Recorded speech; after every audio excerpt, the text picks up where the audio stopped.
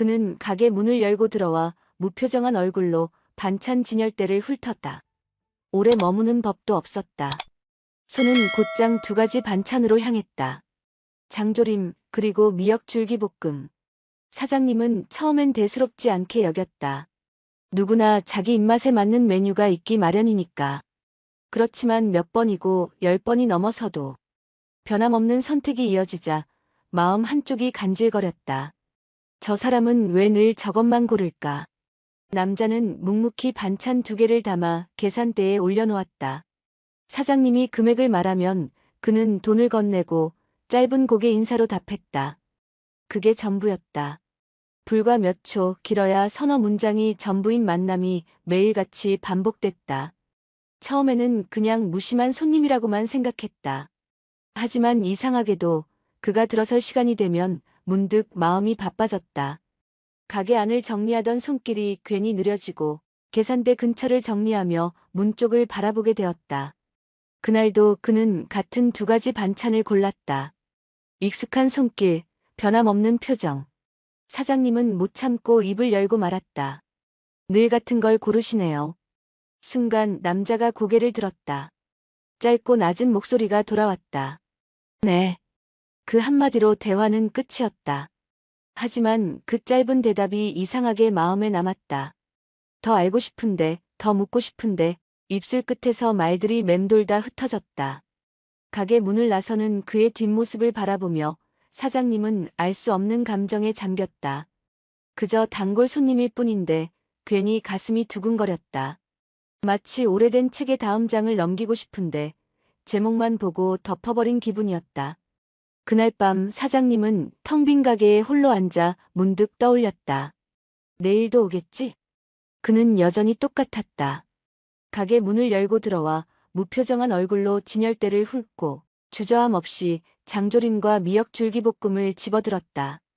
그렇게 계산대 위에 놓인 반찬 두 통. 사장님은 잠시 그 위를 바라보다가 작은 김치통 하나를 꺼내 함께 올려놓았다. 이건 그냥 드셔보세요. 이렇게만 드시면 심심하잖아요. 남자는 잠깐 눈을 깜빡이며 그 김치를 바라보았다. 마치 어색한 제안을 받은 사람처럼 손끝이 잠시 멈췄다. 괜찮습니다. 짧고 단호한 대답. 사장님은 웃어버렸다. 저도 괜찮으니까 드리는 거예요. 남자는 더 말을 하지 않았다. 그저 잠시 머뭇거리다가 결국 그 작은 통을 함께 봉투에 담았다. 그 모습이 묘하게 따뜻하게 느껴졌다. 그날 이후 계산대 위에는 조금씩 새로운 반찬이 얹히기 시작했다. 김치나 나물, 때로는 찌개 한 국자. 처음엔 거절하듯 말하던 남자도 점차 짧게 고개를 끄덕이며 받아갔다. 사장님은 그 변화를 바라보며 자신도 모르게 입가에 미소를 띠곤 했다. 아무렇지 않은 듯 봉투를 건네면서도 마음 한켠에서는 작은 파문이 번져나가고 있었다. 그는 여전히 말이 없었다. 늘 짧은 대답, 늘 무표정한 얼굴. 그럼에도 불구하고 가게 안의 공기는 조금씩 달라지고 있었다. 짧은 순간이지만 그가 들어와 머무는 그 몇 분이 하루 중 가장 특별한 시간이 되어버린 것이다. 사장님은 문득 깨달았다. 이제는 그의 발걸음을 기다리고 있다는 사실을. 그날 밤 집에 돌아와 홀로 앉아있던 사장님은 식탁 위에 놓인 빈 반찬통을 바라보며 속삭였다. 내일은 뭘 챙겨드릴까? 그는 여전히 말이 없었다. 가게 문을 열고 들어와 장조림과 미역줄기볶음을 집어들고 짧은 인사만 남긴 채 발걸음을 돌렸다. 변한 건 거의 없었다. 하지만 사장님이 바라보는 눈길은 달라져 있었다. 그의 어깨는 언제나 축 늘어져 있었고 구겨진 점퍼와 달아해진 운동화가 그의 삶을 말해주는 듯했다. 그가 내민 손등엔 작은 흠집이 자주 보였는데 택배 상자를 들다 생긴 건지 밤늦게 대리운전을 하다 다친 건지 알 수는 없었다. 그저 늘 고단해 보였다. 사장님은 괜히 마음이 쓰였다. 짧은 대화 속에서도 그가 혼자라는 게 선명하게 느껴졌기 때문이다. 빈집으로 돌아가 혼자 밥을 먹고 빈 방에 불을 켜놓은 채 잠들 것 같은 모습이 눈앞에 그려졌다. 가게 불을 끄며 사장님은 창밖을 내다보았다. 멀리 골목길을 걸어가는 그의 뒷모습은 묘하게 작아 보였다. 등이 굽은 것도 아닌데 어쩐지 쓸쓸한 그림자가 길게 드리워졌다. 그날 이후 사장님은 반찬을 챙겨줄 때마다 이거면 며칠은 드시겠죠? 이거 국물이 많으니 따뜻하게 드세요. 하고 괜히 말을 붙였다. 그는 여전히 길게 대답하지 않았다. 네. 예.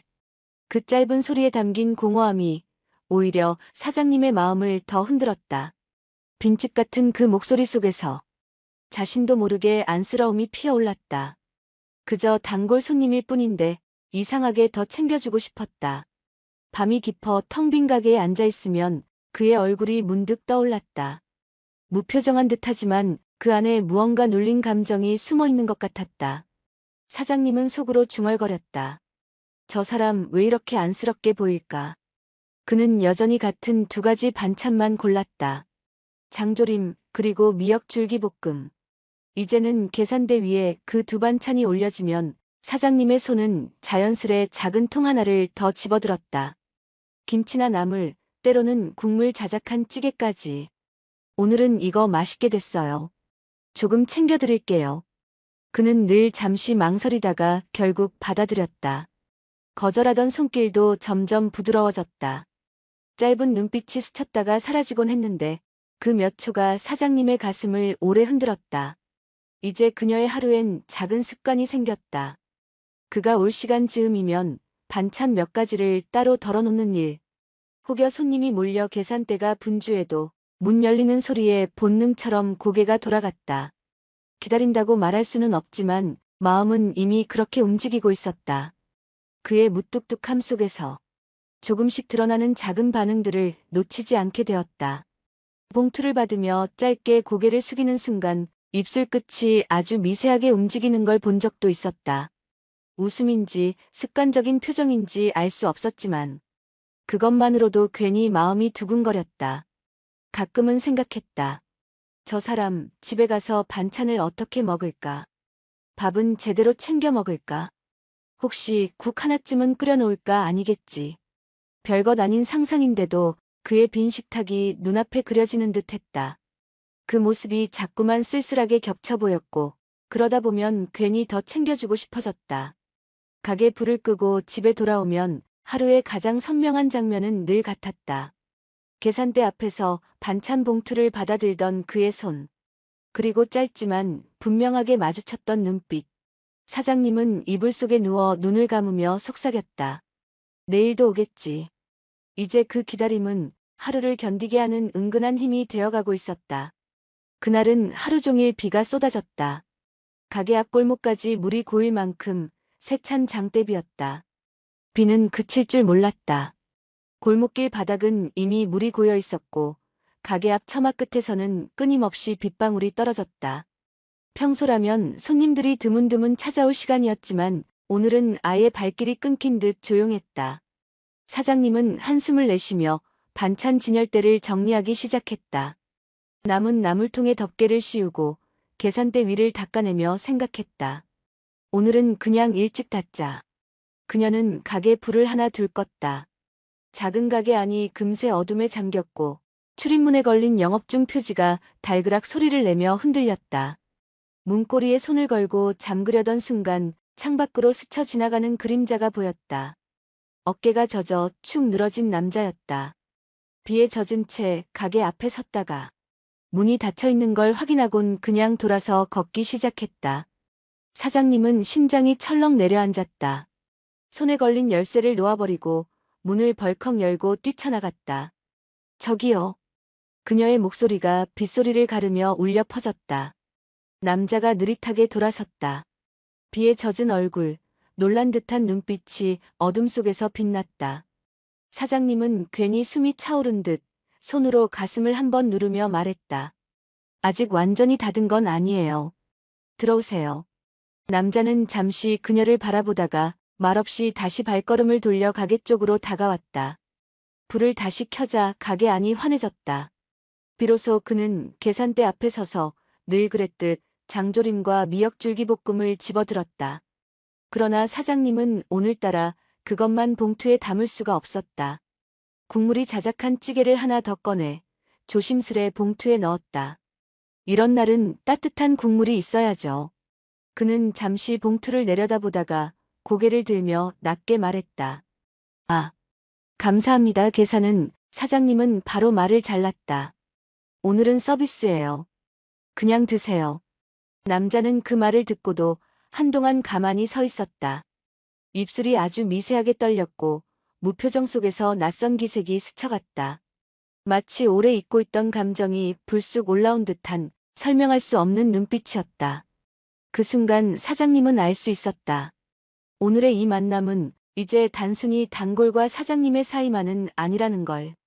그날 밤 가게 불을 다시 켜주던 순간이 자꾸 떠올랐다. 문 앞에서 돌아서던 그의 뒷모습, 빗물에 흠뻑 젖은 어깨가 마음에 걸려 한숨처럼 남았다. 사장님은 혼자 앉아 생각했다. 이렇게 비가 쏟아지는데도 굳이 온 걸 보니 집에서는 정말 아무것도 안 해먹나 보네. 혼밥에 익숙한 남자, 늘 같은 반찬 2개만 집어들던 손길이 떠올랐다. 김치나 찌개 같은 따뜻한 걸 챙겨주면 처음엔 거절하듯 하다가도 결국 받아가던 모습. 그게 문득 애처롭게 느껴졌다. 저 사람 집에 가면 불 켜진 방에서 혼자 밥 먹겠지. 국물도 없는 밥상에 반찬 2개만 올려놓고. 그 상상을 하는 순간 왠지 모르게 가슴이 저릿해졌다. 별로 친하지도 않은 사람인데 자꾸만 그 빈 식탁이 눈앞에 그려졌다. 비 오는 날 힘겹게 들어서는 모습이 겹쳐 보이니 안쓰럽다 못해 마음이 흔들렸다. 그의 무표정 속에는 분명 아무도 모르는 고단한 이야기가 숨어 있을 거라는 생각이 들었다. 사장님은 2 손으로 볼을 감싸주며 중얼거렸다. 참 왜 이렇게 마음이 쓰이지. 비는 여전히 창밖을 때리고 있었고 그녀의 마음은 알 수 없는 온기로 가득 차올랐다. 그리고 그 온기는 점점 더 깊은 쓸쓸함을 녹여내며 낯선 방향으로 흐르고 있었다. 며칠 동안 그는 보이지 않았다. 늘 오던 시간이 지나도 가게 문은 조용했다. 사장님은 괜히 계산대 앞에 서 있다가 텅 빈 가게를 바라보며 한숨을 삼켰다. 아픈 걸까 아니면 그냥 안 오는 걸까? 기다리지 않는 척해도 마음은 이미 기다리고 있었다. 일주일쯤 지난 저녁 그가 문을 열고 들어섰다. 얼굴이 창백했고 걸음은 힘겨워 보였다. 사장님은 놀라서 손에 쥔 집게를 내려놓고 다가갔다. 어디 아프셨어요? 며칠이나 안 오시길래. 그는 짧게 숨을 고르고 낮게 대답했다. 몸이 좀 안 좋았습니다. 오랜만에 뵈니 반갑네요. 그 말에 사장님의 가슴이 묘하게 떨렸다.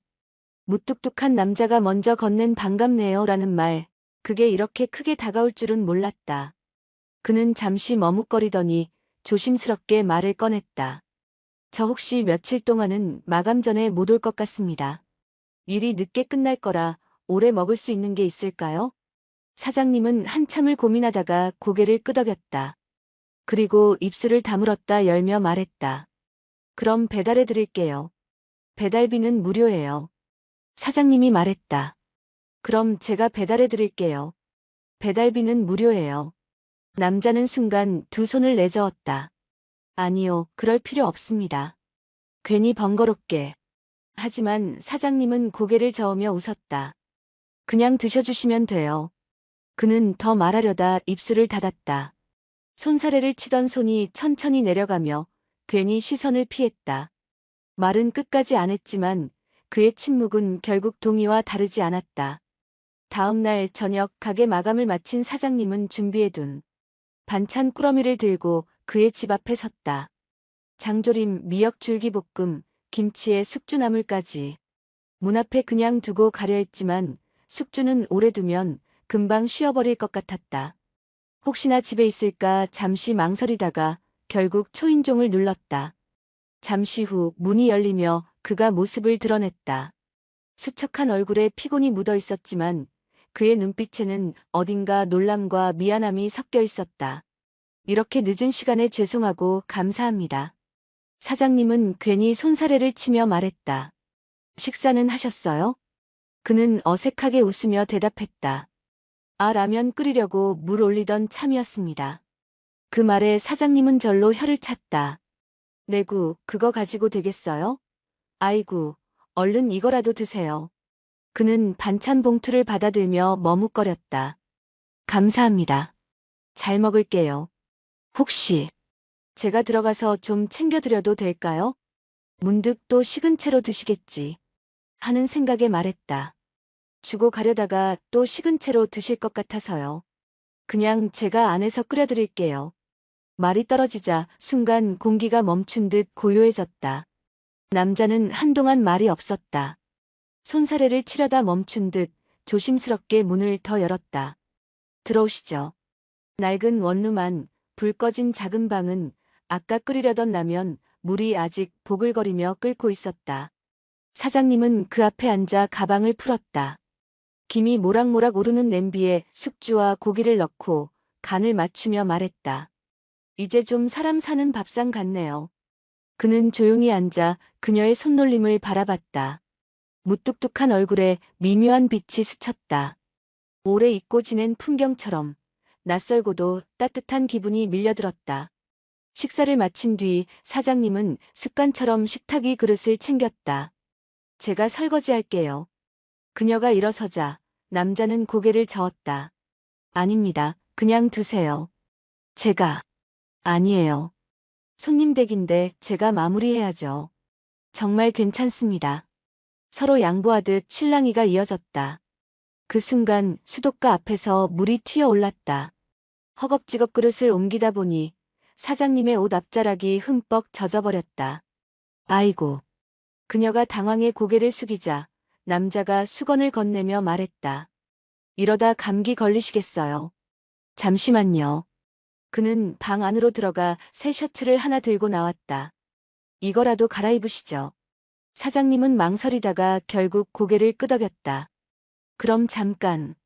불이 켜지지 않은 작은 방으로 들어가 옷을 갈아입으려던 순간 발끝이 걸리며 균형을 잃었다. 아! 작은 비명과 함께 그녀는 바닥에 넘어졌다.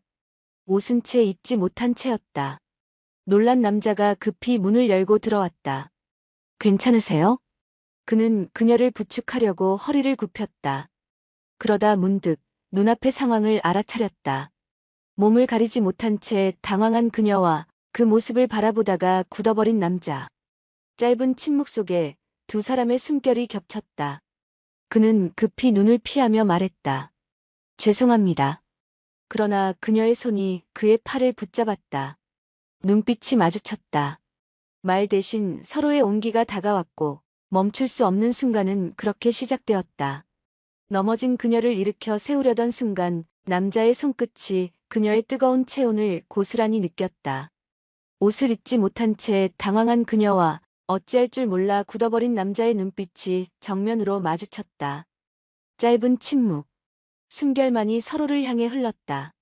그리고 마치 홀린 듯 남자가 먼저 고개를 숙였다. 두 사람의 입술이 겹쳐졌다. 조심스러웠지만 단숨에 깊어지는 입맞춤이었다. 그는 떨리는 숨을 삼키며 그녀를 조심스레 끌어안았다. 그리고 맨몸에 그녀를 번쩍 들어올려 바로 곁에 침대에 눕혔다. 사장님의 눈빛은 당황과 설렘 사이에서 흔들렸지만 그 손길은 뿌리치지 않았다. 작은 방 안 오래된 전등불이 희미하게 흔들렸다. 남자의 손길은 서툴렀지만 지나치지 않게 조심스러웠다. 그녀의 떨림을 살피며 마치 오래도록 기다린 듯 천천히 부드럽게 다가갔다. 입맞춤이 깊어지다 남자는 순간 숨을 고르며 몸을 멈췄다. 그때 그녀가 먼저 속삭였다. 멈추지 말아요. 순간 멈춰있던 그의 눈빛이 흔들렸다. 남자는 깊은 숨을 내쉬며 그녀를 더욱 가까이 끌어안았다. 손끝이 그녀의 허리를 따라 내려가며 조심스럽지만 더는 물러서지 않는 마음을 전했다. 그녀는 눈을 감고 그의 품을 받아들였다. 두 사람 사이에 남아있던 마지막 경계가 그렇게 무너져 내렸다. 그날 밤 두 사람은 말 대신 서로의 온기로 대화를 이어갔다. 창밖의 빗소리는 점점 사라졌지만 방 안의 온기는 끝내 꺼지지 않았다. 방 안은 아직도 뜨거운 온기를 품고 있었다. 뒤엉킨 이불 사이로 서로의 숨결만이 고요하게 흘렀다. 사장님은 힘이 빠진 듯 그의 품에 누워 있었다. 땀이 식으며 남은 체온이 천천히 가라앉았지만 그의 팔이 여전히 그녀를 감싸고 있어 마음까지 놓아버릴 수는 없었다. 그녀는 숨을 고르며 잠시 망설이다가 얼굴을 붉히며 속삭였다. 정말 감당하기 벅찰 뻔했어요. 남자는 순간 눈을 피하며 낮게 웃었다. 그래도 괜찮으셨나요? 그녀는 이불을 끌어올리며 고개를 끄덕였다. 네. 그런데 왜 이렇게 마음이 놓이는 걸까요? 그는 대답 대신 굳은 손끝으로 그녀의 어깨를 천천히 어루만졌다. 말보다 더 깊은 온기가 방 안을 채웠다. 그리고 두 사람은 서로가 더 이상 예전으로 돌아갈 수 없음을 이미 알고 있었다. 창밖은 아직 캄캄했다. 새벽 공기는 차가웠지만 방 안에는 어제의 온기가 남아 있었다. 사장님은 남자가 새벽 일찍 일을 나가야 한다는 걸 기억하고 있었다. 그녀는 조심스레 몸을 일으켜 어제 가져온 반찬과 국을 다시 데웠다. 작은 냄비에서 김이 피어오르고 따끈한 밥 한 공기가 식탁 위에 올려졌다. 혼자 두고 가긴 싫네. 그녀는 속으로 중얼거리며 조용히 그 앞에 수저와 젓가락을 가지런히 놓았다. 그리고는 마지막으로 작은 쪽지를 남겼다. 뜨거울 때 꼭 드세요. 그녀는 현관문을 열며 뒤돌아 한 번 더 방 안을 바라보았다. 어제와는 달리 낡은 원룸안이 왠지 조금은 따뜻해 보였다. 잠시 후 일을 나가기 위해 눈을 뜬 남자는 식탁 위에 차려진 밥상을 발견했다. 작은 국그릇에서 피어오르는 김, 그리고 곁에 놓인 짧은 글씨 한 줄. 그는 한참 동안 그 자리에서 움직이지 못했다.